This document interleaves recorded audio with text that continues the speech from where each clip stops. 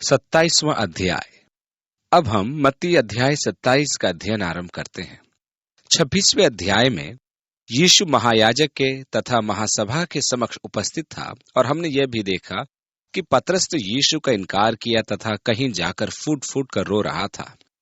पहली 2 आयतों में लिखा है, जब भोर हुई तो सब महायाजकों और लोगों के पुरनियों ने यीशु के मार डालने की सम्मति की और उन्होंने उसे बांधा और ले जाकर पिलातुस हाकिम के हाथ में सौंप दिया। यहाँ यीशु से वाद प्रतिवाद का प्रमुख कारण था कि वे कोई न कोई दोष खोजकर उसे रोमी राज्यपाल पिलातुस के समक्ष प्रस्तुत करें। अंततः उन्होंने उस पर परमेश्वर निंदा का आरोप लगाया, जैसा कि हम अध्याय 26 के अंदर देख चुके हैं। रोमी सरकार ने कुछ वर्ष पूर्व ही यहूदी महासभा को मृत्यु दंड के अधिकार से वंचित कर दिया था। अब समस्या यह थी कि न तो वे स्वयं यीशु को व्यवस्था के अनुसार मृत्यु दंड दे सकते थे और न ही रोमी सरकार किसी के धर्म के अपराध को दंडाधीन मानती थी। अब उनके समक्ष एक ही मार्ग था कि यीशु पर देशद्रोह का आरोप लगाया जाए, कि उसे तत्कालीन मृत्यु दंड दिया जाए, और वह था कि यीशु रोमी सरकार को कर देने के विरुद्ध जनता को भड़काता है और दूसरा कि वह स्वयं को राजा कहता है। ये तीनों आरोप झूठे थे, जिनके विरुद्ध उनके पास ठोस प्रमाण नहीं थे। पिलातुस एक सुलझा हुआ न्यायिक था, अतः वह उनकी मनसा को समझ गया था। यीशु से पूछताछ के पश्चात उसे विश्वास हो गया कि वह निरपराध है। इस प्रकार वे उसे बांधकर पिलातुस के समक्ष लाए। आगे लिखा है, जब उसके पकड़ने वाले यहूदा ने देखा कि वह दोषी ठहराया गया है, तो वह पछताया और वे 30 चांदी के सिक्के महायाजकों और पुरनियों के पास फेर ले आया। कुछ विचारकों का मत है कि यीशु के साथ छल करने के द्वारा यहूदा की नीति थी कि यीशु तुरंत राजा बने। यूहन्ना भी उसके राजा बनने की अधीरता से प्रतीक्षा कर रहा था, इसलिए उसने शिष्यों को भेजा कि उससे जाने के कारण क्या है, किसी अन्य की प्रतीक्षा की जाए। यहूदा भी चाहता था कि उसका राज्य तुरंत स्थापित हो, परंतु जब उसने देखा कि उसकी योजना असफल हुई और यीशु बंदी बना लिया गया, तो उसे अपनी योजना पर पश्चाताप हुआ। इस मत का कोई ऐतिहासिक सबूत नहीं है, पर यह एक रोचक कल्पना है। पश्चाताप के 2 रूप होते हैं। यदि आप किसी जेल में जाएं, तो वहां के ज्यादातर अपराधी पश्चाताप करते हैं कि वे पकड़े गए हैं, परंतु उन्हें अपने अपराध के प्रति कोई पश्चाताप नहीं है। कहने का अर्थ यह है कि एक तो अपनी करनी के विफल होने का पश्चाताप और दूसरा अपनी करनी का पश्चाताप। पतरस ने प्रभु के इनकार का पश्चाताप मन से किया था और वह रोया, परंतु यहूदा ने धनराशि लौटाकर स्वयं को फांसी लगा दी। वह धनराशि लौटाकर कहने लगा कि उसने पाप किया है। 4 आयत में लिखा है, मैंने पाप किया है। यहूदा द्वारा पापों का अंगीकार। मैंने निर्दोषी को घात के लिए पकड़वाकर। मेरे लिए रुचि का विषय तो यह है कि परमेश्वर बार बार अपने पुत्र की सदाचारिता की साक्षी उत्पन्न कर रहा है। यहूदा की साक्षी भी यही थी कि उसने निर्दोष रक्त से छल किया। पिलातुस ने भी कहा कि वह उसमें कोई दोष नहीं पाता।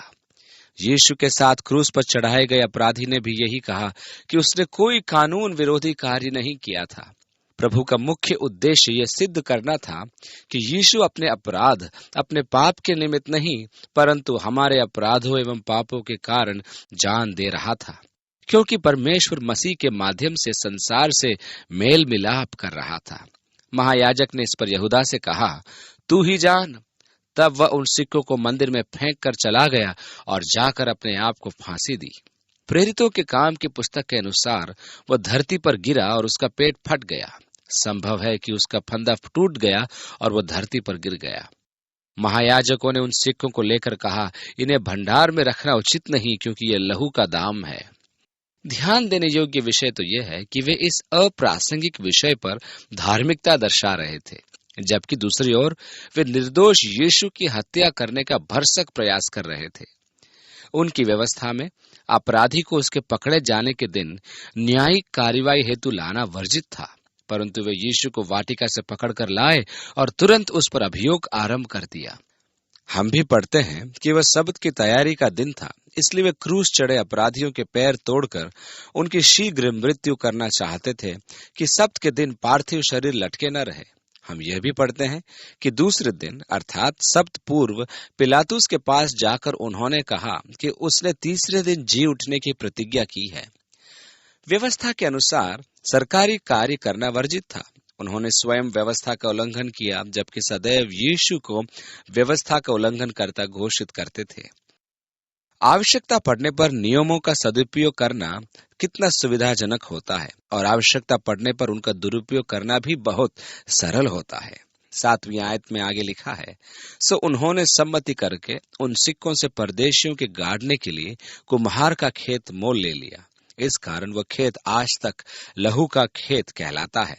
तब जो वचन यिर्मयाह भविष्यद्वक्ता के द्वारा कहा गया था वो पूरा हुआ कि उन्होंने वे 30 सिक्के अर्थात उस ठहराए हुए मूल्य को, जिसे इज़राइल के संतान में से कितनों ने ठहराया था, ले लिए और जैसे प्रभु ने मुझे आज्ञा दी थी वैसे ही उन्हें कुम्हार के खेत के मूल्य में दे दिया। समस्या यहाँ आती है कि यह भविष्यवाणी यिर्मयाह की नहीं वरन जकरिया की है। इसका क्या उत्तर है? मैं समझ सकता हूं कि लिखते एवं बोलते समय संदर्भों में चूक हो जाना असंभव नहीं। यदि आप मेरे टेप सुनेंगे तो जान लेंगे कि मैंने पुराने नियम के संदर्भों में अनेक भूल की है। मेरे मस्तिष्क में ऐसे जाल बिछा हुआ है कि जब मैं नूह के विषय चर्चा करता हूं तो मेरे मुंह से मूसा उच्चारित होता है या मूसा के स्थान पर नूह। मेरे मस्तिष्क का कोई बटन ढीला है कि जब कंपन करता है तो मैं यदा कदा नामों में हेर फेर कर देता हूं। यह भी संभव है कि प्रारंभिक लिपिकारों ने प्रति तैयार करते समय जकरिया के स्थान पर यशायाह लिख दिया। मेरा उद्देश्य यह है कि किसी और के कहने से पूर्व मैं आपका ध्यान इस ओर आकर्षित कर दूं कि आप इस मार्गदर्शन में अध्ययन करें। 11वीं आयत में लिखा है, जब यीशु हाकिम के सामने खड़ा था तो हाकिम ने उससे पूछा कि क्या तू यहूदियों का राजा है? यीशु पर आरोपित 3 दोषों में से यह एक दोष था। यीशु ने उससे कहा, तू आप ही कह रहा है, मैं निश्चय ही हूं और तू भी पुष्टि करता है। आगे लिखा है, जब महायाजक और पुरनिये उस पर दोष लगा रहे थे तो उसने कुछ उत्तर नहीं दिया। जिस प्रकार भेड़ वध होने के समय व भेड़ी ऊन कतरने के समय चुपचाप शांत रहती है, वैसे ही उसने भी अपना मुंह न खोला। इस पर पिलातुस ने उससे कहा, क्या तू नहीं सुनता कि ये तेरे विरोध में कितनी गवाहियां दे रहे हैं? परंतु उसने उसको एक बात का भी उत्तर नहीं दिया, यहां तक कि हाकिम को बड़ा आश्चर्य हुआ। पिलातुस ने निश्चय ही अपने न्याय काल में ऐसा अपराधी नहीं देखा था जो अपना प्रतिवाद ही न प्रस्तुत करे कि उसका आरोप झूठा है। यदि हम उस स्थान पर होते तो चिल्ला ही पड़ते कि वह झूठे हैं और अपनी सुरक्षा में अवश्य कुछ न कुछ कहते। 15वीं आयत में लिखा है, और हाकिम की यह रीति थी कि उस पर्व में लोगों के लिए किसी एक बंधुए को जिसे वे चाहते थे छोड़ देता था। अपनी प्रजा के प्रति यह रोम की सद्भावना का प्रदर्शन था। ये अपराधी अधिकतर सरकार के राजनीतिक अपराधी होते थे जो जनता के मान्य होते थे। अतः रोम की सरकार उन्हें मुक्त कर जनता पर अपना आभार प्रदर्शन करती थी। इन अपराधियों का दोष सरकार का नियम उल्लंघन होता था, न कि कोई घोर अपराध। उस समय बरअब्बा नाम उन्हीं में का एक नामी बंधुआ था। इस नाम का अर्थ अत्यधिक रोचक है। बार अर्थात पुत्र और अब्बा अर्थात पिता। याकूब पुत्र, बार याकूब की भांति पिता का पुत्र उसे ऐसा कहा जाता था। सूर्य तथा पशीदा संस्करणों में भी उल्लेख है कि उसका पूरा नाम यीशु बरअब्बा था। यही कारण है कि पिलातुस यीशु को बरअब्बा से पृथक पहचान देने के लिए मसीहा शब्द का प्रयोग कर रहा था। यीशु एक सामान्य इब्रानी नाम होता था जिसका अर्थ था यहोशू। इसलिए यीशु नाम को या तो उसके गांव के नाम नाजरत से जोड़ते थे या मसीहा के पद से जोड़ते थे। आगे लिखा है, सो जब वे इकट्ठे हुए तो पिलातुस ने उनसे कहा, तुम किस को चाहते हो कि मैं तुम्हारे लिए छोड़ दूं, बरअब्बा को या यीशु को जो मसीह कहलाता है? क्योंकि वह जानता था कि उन्हें उसे ढाह से पकड़वाया है। उसे विश्वास था कि जन समूह उसके अनुयायी होने के कारण उसी का नाम पुकारेगी। महायाजक इसी कारण उससे ढा रखते थे और भयभीत भी थे कि यदि वह सत्ता में आ जाए तो उनकी पद प्रतिष्ठा का अंत हो जाएगा। आगे लिखा है, जब वह न्याय की गद्दी पर बैठा हुआ था तो उसकी पत्नी ने उसे कहला भेजा कि तू उस धर्मी के मामले में हाथ न डालना, क्योंकि मैंने आज स्वप्न में उसके कारण बहुत दुख उठाया है। अपोक्रिफल के कुछ वृत्तांत वर्णन करते हैं कि उसकी पत्नी का नाम क्लौडिया पिक्यूला था और उनका पुत्र पलातिस यीशु द्वारा रोग मुक्त किया गया था। क्लौडिया यीशु को उद्धारकर्ता मानकर उसकी उपासना करती थी। ये रोचक बात है। सरल नहीं है, क्योंकि हम जानते हैं, परंतु इसके द्वारा इतिहास में नाटी के सार आ जाता है। यहाँ परमेश्वर पुनः यीशु के सदाचारिता के एक साक्षी प्रस्तुत करता है कि पिलातुस की पत्नी भी उसे धर्मी पुरुष कहती है। 20वीं आयत से आगे लिखा है, महायाजकों और पुरनियों ने लोगों को उभारा कि वे बरअब्बा को मांग ले और यीशु को नाश कराएं। हाकिम ने उनसे पूछा कि इन दोनों में से किसको चाहते हो कि तुम्हारे लिए छोड़ दूं? उन्होंने कहा, बरअब्बा को। पिलातुस ने पूछा, फिर यीशु को जो मसीह कहलाता है क्या करूं? सबने उससे कहा, वो क्रूस पर चढ़ाया जाए। यह प्रश्न अत्यधिक महत्वपूर्ण है। यह प्रश्न केवल पिलातुस ही नहीं, सबसे संबंधित है। आज भी सबको या प्रत्येक जन को यह निर्णय लेना है कि यीशु के साथ क्या करें। यीशु जो मसीह कहलाता है उसके साथ क्या करूं? इस प्रश्न का उत्तर देने से आप बच नहीं सकते।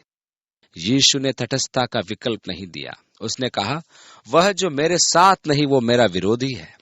आपको निर्णय लेना है कि यीशु के साथ आप क्या करेंगे। विश्वास करेंगे या नहीं, स्वीकार करेंगे या अस्वीकार, अंगीकार करेंगे या इनकार करेंगे। पिलातुस के निर्णय की महत्वपूर्ण अवस्था थी कि अंतिम विश्लेषण में यीशु की नियति प्रभावहीन थी, क्योंकि यीशु को जो करना था वह तो उसने करना ही था कि उसके क्रूसीकरण की भविष्यवाणी पूरी हो सके, क्योंकि वह न तो अपरिवर्तनीय था और न ही टल जाने वाला था। वह तो जगत की नेव डलने से पूर्व निर्धारित किया गया था। वह परमेश्वर के पूर्व ज्ञान तथा सम्मति द्वारा निर्धारित था। इस प्रकार पिलातुस के निर्णय द्वारा यीशु की नियति का नहीं अपितु उसकी अपनी नियति का निर्धारण किया गया था। आप भी न्याय की गद्दी पर बैठ अपने मन में निर्णय लीजिए कि वह परमेश्वर का पुत्र था या नहीं, वह झूठा था या छलिया था, या मार्ग, जीवन और सत्य था। निर्णय आपका अपना निर्णय होगा, परंतु अंतर यह होगा, आप यीशु की नहीं वरन अपनी स्वयं की नियति का निर्धारण करेंगे। वह तो जो है वो रहेगा, पर आपके प्रतिकूल विचारों का उस पर कोई प्रभाव नहीं होगा। परंतु एक बात निश्चित है कि उसके विषय में आपकी राय एवं निर्णय आपकी अपनी नियति होगी। इस प्रकार आप स्वयं का न्याय करेंगे। इस न्याय में परमेश्वर का कोई दोष नहीं होगा, क्योंकि उसने प्रत्येक व्यक्ति को चयन का अधिकार दिया है और चयन का प्रतिफल भी आप ही वहन करेंगे। अंगीकार करना या इनकार करना आपका निर्णय है। यदि आप विश्वास नहीं करेंगे तो आप नाश होंगे। देखिए यूहन्ना क्या कहता है, परंतु जितनों ने उसे ग्रहण किया उसने उन्हें परमेश्वर के संतान होने का अधिकार दिया, अर्थात उन्हें जो उसके नाम पर विश्वास रखते हैं। क्योंकि परमेश्वर ने जगत से ऐसा प्रेम रखा कि उसने अपने इकलौता पुत्र दे दिया, ताकि जो कोई उस पर विश्वास करे वो नाश न हो परंतु अनंत जीवन पाए। अब व्यक्ति समस्त प्रभावों को व्यक्तिगत रूप से निरीक्षण लिए बिना मसीह यीशु के विषय कोई निर्णय न ले। इससे पूर्व कि आप उसका इनकार करके उससे दूर हो जाएं, प्रत्येक प्रमाण का सावधानी पूर्वक अवलोकन कर ले। उसके दुश्मनों की साक्षी को या उसके न जानने वालों की साक्षी को या उनकी साक्षी को जिनका यीशु से कभी साक्षात्कार नहीं हुआ मत देखें। ये दुर्भाग्य है कि अनेक व्यक्तियों के निर्णय इसी प्रकार लिए गए हैं। किसी महाविद्यालय या विद्यालय की कक्षा में जब शिक्षक यीशु के विषय उपहासपूर्ण टिप्पणी करते हुए कहता है कि यदि वह परमेश्वर का पुत्र था, तो विद्यार्थी उसके कथन पर विश्वास करते हैं क्योंकि वह उनका गुरु है। वे प्रमाणों को परखना नहीं चाहते। यह एक त्रासदी है क्योंकि वह मसीह को नहीं जानता है, उसने उससे कभी भेंट नहीं की। यदि आप वास्तव में उसे जानना चाहते हैं और उसके विषय में तार्किक निर्णय लेना चाहते हैं तो समस्त प्रमाणों का गंभीरता पूर्वक अवलोकन कीजिए। इस प्रकार आपको कोई समस्या का सामना नहीं करना होगा और आप यीशु को ग्रहण कर एक सर्वोच्च न्यायता का निर्णय लेंगे। इसमें आपको क्या खोना है और क्या पाना है, उस पर भी आप विचार कीजिए। पिलातुस असमंजस में था, वह तनावग्रस्त था। वह जानता था कि क्या सही है और क्या गलत। वह जानता था कि यीशु निर्दोष है। वह जानता था कि न्यायप्रिय न्यायिक को क्या करना आवश्यक है, परंतु उस जनसमूह का दबाव था कि वह अनुचित निर्णय ले। हम सदैव इसी प्रकार के दबाव से ग्रस्त रहते हैं। हमारे ऊपर भी बहुतों का दबाव रहता है कि अनुचित निर्णय लें, वो कार्य करें जो हम जानते हैं कि उचित नहीं। मुझे ऐसे व्यक्तियों पर दया आती है। आप अपने मन में जानते हैं कि उचित क्या है, तथापि आप अपने विवेक के विरुद्ध निर्णय लेते हैं, जो एक बहुत ही कष्टदायक कार्य है, और इस कारण आप वर्षों वेदना का आभास करते हैं। कुछ समय पूर्व मैंने एक कार्य किया जो मैं जानता था कि उचित नहीं है, परंतु दबाव के अधीन मुझे वो कार्य करना पड़ा, और इस कारण मैं आज तक वेदना से ग्रस्त हूं। मुझे आज तक कष्ट होता है कि मुझे उचित के विरुद्ध कार्य करना पड़ा। 22वीं आयत और 23वीं आयत में लिखा है, पिलातुस ने उससे पूछा, फिर यीशु को जो मसीह कहलाता है क्या करूं? सब ने उससे कहा, वो क्रूस पर चढ़ाया जाए। हाकिम ने कहा, क्यों, उसने क्या बुराई की है? परंतु वे और भी चिल्लाकर कहने लगे, वो क्रूस पर चढ़ाया जाए। पिलातुस ने देखा कि वह अब विजय नहीं होगा। ध्यान दीजिए कि जन समूह के उच्च स्वर में कोई तर्क नहीं था। जन समूह की पुकार में तर्क कभी नहीं होता है, और यह स्वाभाविक है कि उच्च स्वर विजयी होता है। वहां भी वही परिस्थिति थी। उच्च स्वर की जीत हुई और न्याय की पराजय। 24वीं आयत में लिखा है, जब पिलातुस ने देखा कि कुछ बन नहीं पड़ता परंतु इसके विपरीत हुल्लड़ बढ़ता जाता है, तो उसने पानी लेकर भीड़ के सामने अपने हाथ धोए और कहा, मैं इस धर्मी के लहू से निर्दोष हूं, तुम ही जानो। पुराने नियम के अनुसार जब कोई मृत शरीर किसी खेत में मिलता था जिसका साक्षी नहीं होता था, तो उस मृत शरीर से गांवों की दूरी नापी जाती थी, और जो गांव निकटतम होता था वहां के पुरनिये बलि चढ़ाकर अपने हाथ धोते हुए घोषणा करते थे, हम निर्दोष हैं, हम नहीं जानते कि इस व्यक्ति को किसने मारा। पिलातुस ने भी वैसा ही किया। उन्हीं की प्रार्थना के अनुसार उसने अपने हाथ धोते हुए कहा, मैं इस धर्मी के लहू से निर्दोष हूं, तुम ही जानो।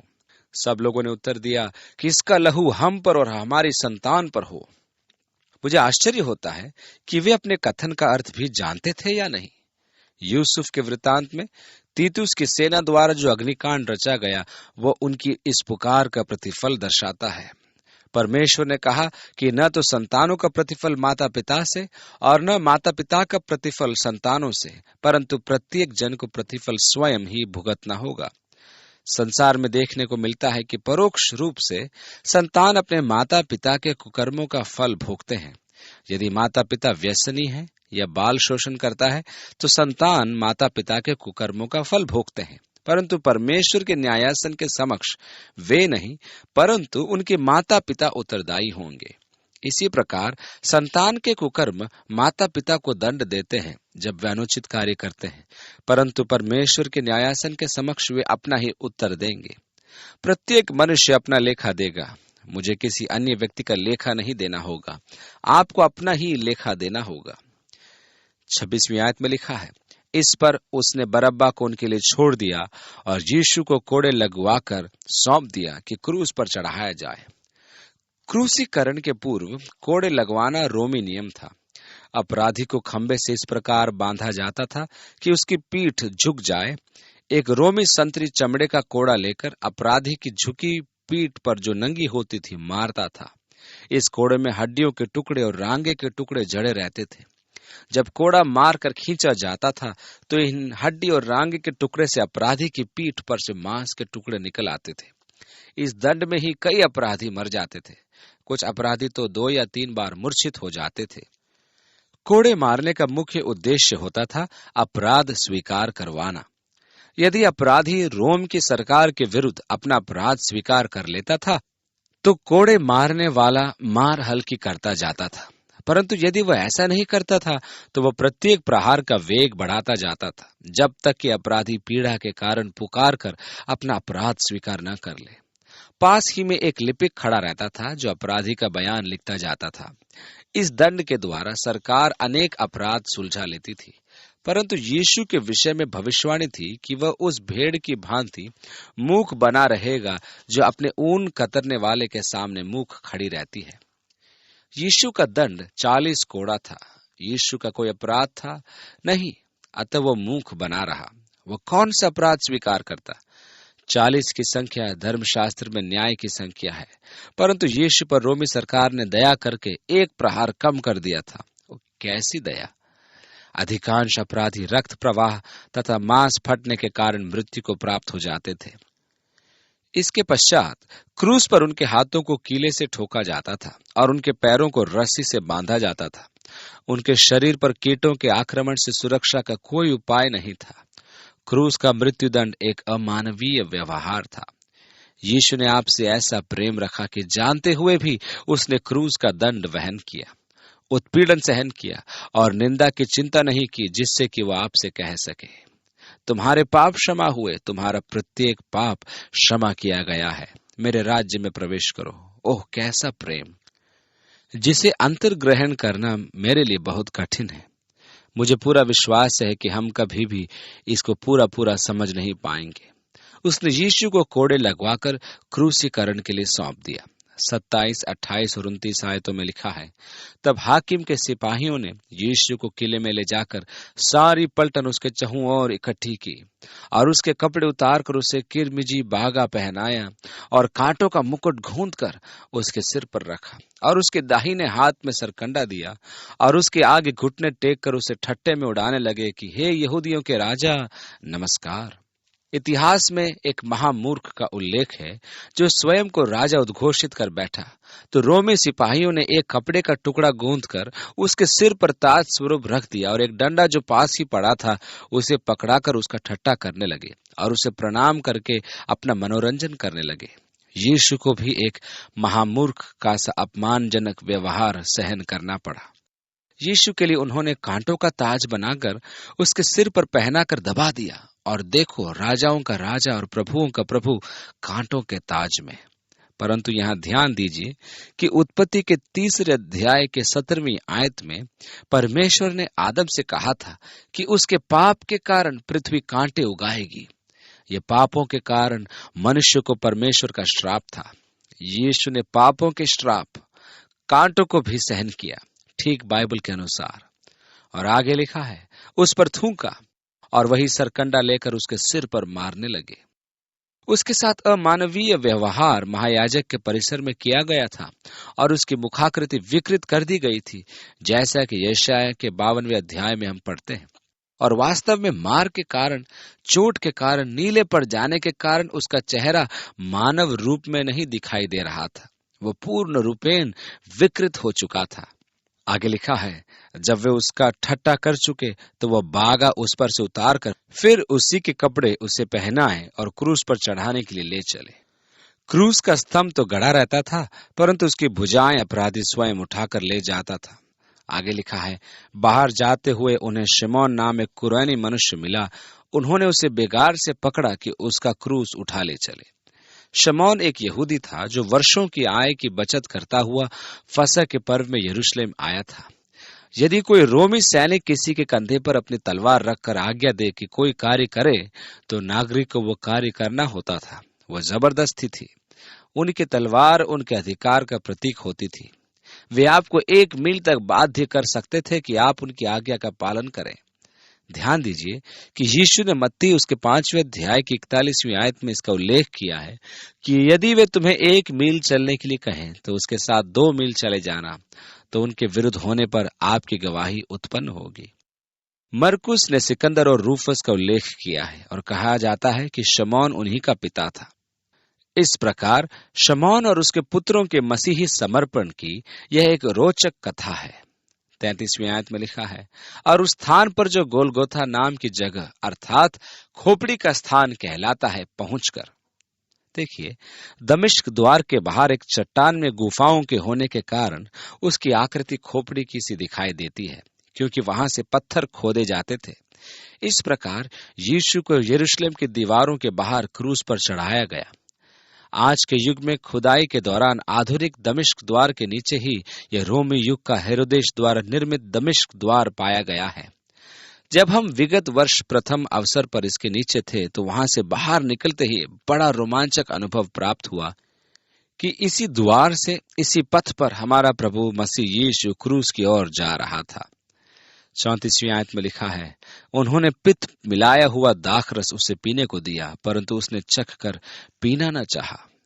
यरूशलेम की धनी महिलाएं ये औषधि तैयार करती थी। वे खट्टी दाख मधु में लोबान का मिश्रण तैयार करके इसे दर्द निवारक औषधि के रूप में क्रूस पर चढ़ाए जाने वाले अपराधियों को देती थी कि उनका दर्द का एहसास न हो, क्योंकि क्रूसीकरण अत्यधिक पीड़ादायक मृत्यु थी।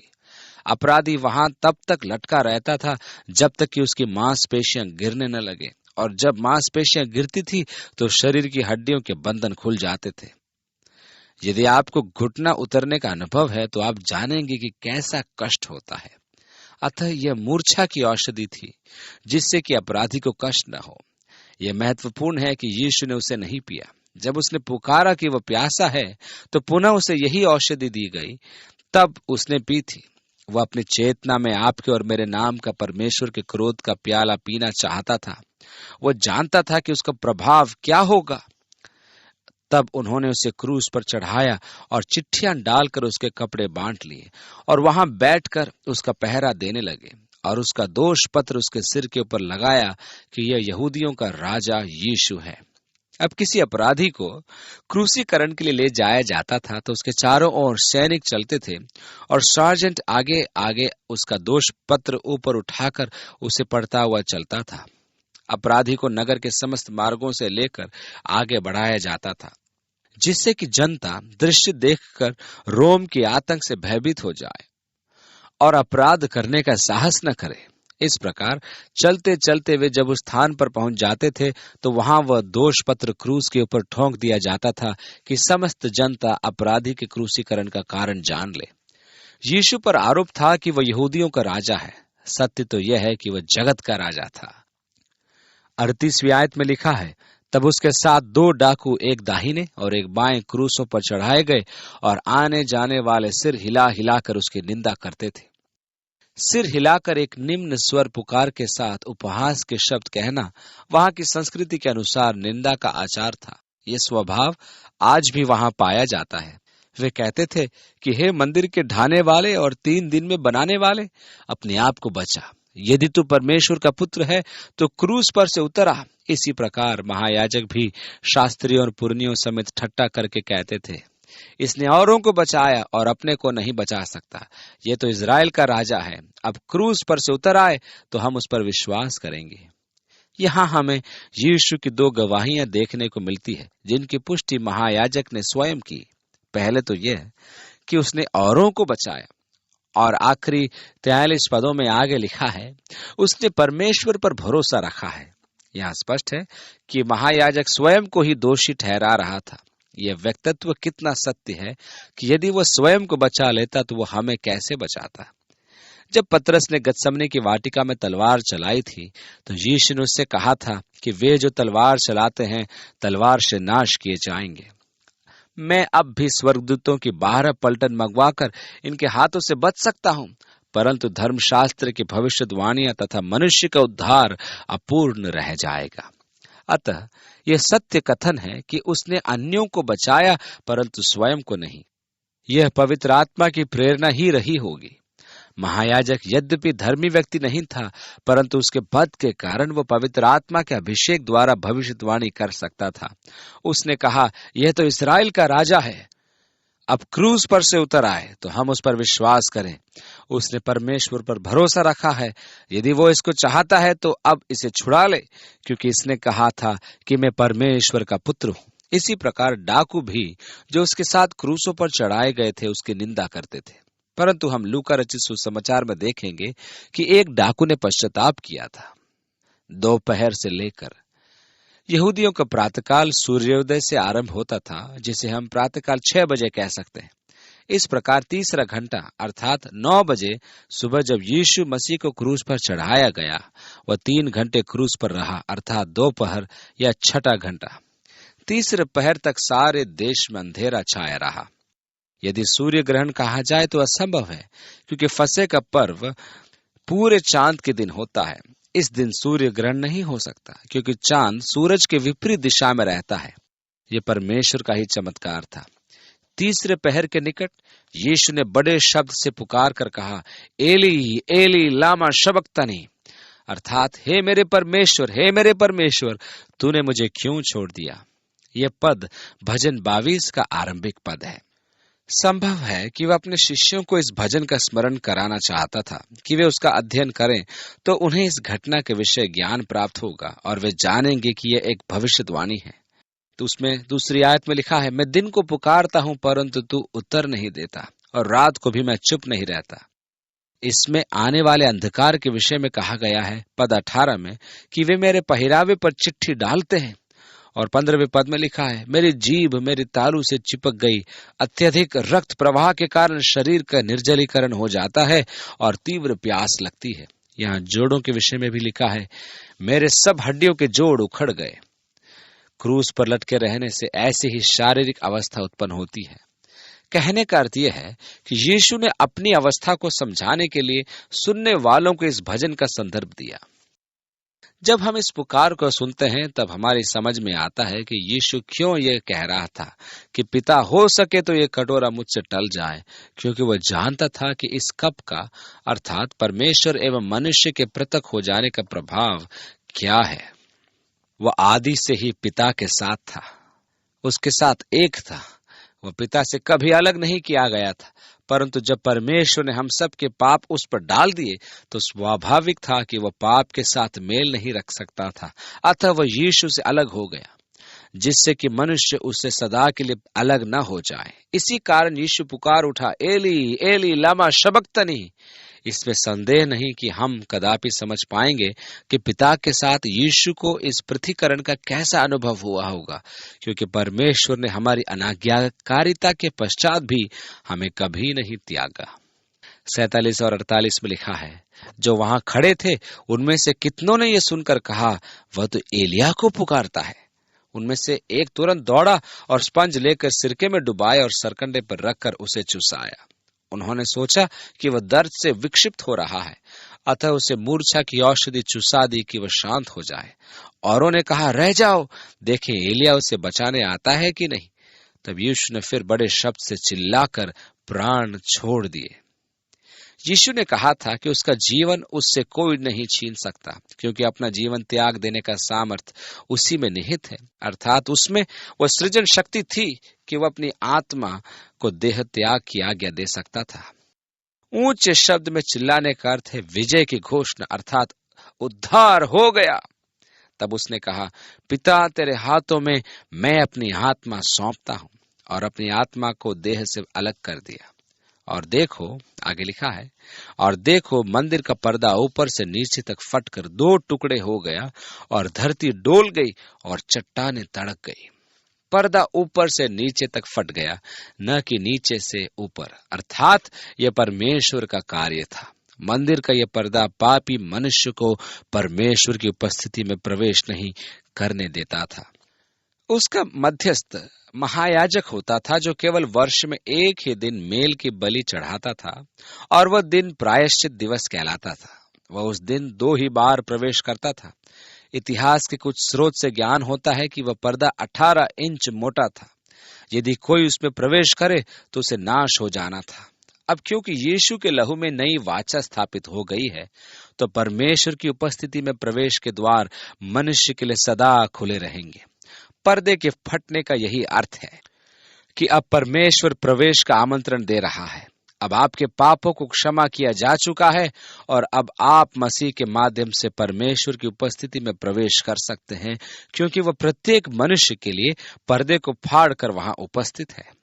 इफिसी को लिखे पत्र के 1 अध्याय में पौलुस मसीह में हमारी महान आशीषों का वर्णन करते हुए कहता है, उसी के द्वारा उसके लहू से हमें हियाव होता है, अर्थात अब समस्त मानव जाति परमेश्वर की उपस्थिति में प्रवेश करती है, क्योंकि द्वार खुला है और निमंत्रण की पुकार है। ए बोझ से दबे और थके लोगों, मेरे पास आओ, मैं तुम्हें आराम दूंगा।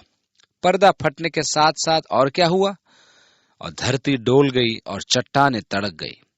ध्यान दीजिए, यीशु ने कहा था कि ये चट्टानें पुकार उठेंगी। मनुष्य के पाप के भय से ये चट्टानें तड़क गई। प्रथम पाप या आत्महत्या जो आदम ने फल खाकर की, क्योंकि परमेश्वर ने उसे यही कहा था। दूसरा पाप था भाई की हत्या, जिसका अपराधी कैन था, और सबसे बड़ा पाप था ईश हत्या, जो मनुष्य ने यीशु की हत्या द्वारा किया। उसे क्रूस पर लटका दिया।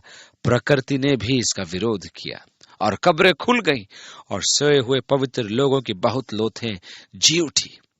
मत्ती इस घटना को यहाँ लिख रहा है, परंतु यह घटना उसके पुनरुत्थान पर घटी थी और उसके जी उठने के बाद वे कब्रों में से निकलकर पवित्र नगर में गए और बहुतों को दिखाई दिए।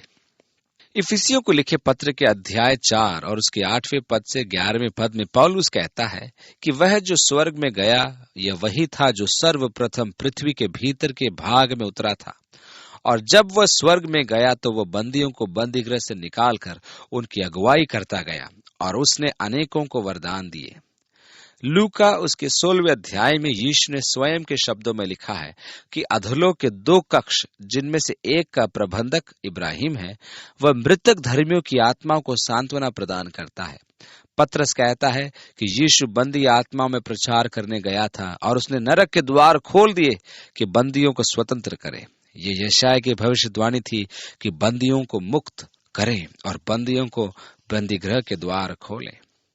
आप देखते हैं कि पुराने नियम के संत यीशु के बलिदान के अभाव में पूर्ण मुक्ति प्राप्त नहीं कर पाए थे, क्योंकि पशुओं का रक्त पाप क्षमा प्रदान नहीं कर सकता था या उसके द्वारा केवल पाप ढके जा सकते थे। अतः यीशु के बलिदान के अभाव में वे उद्धार नहीं पा सके, परंतु जब यीशु ने यह कार्य कर दिया तो वे उद्धार की अवस्था में आ गए थे।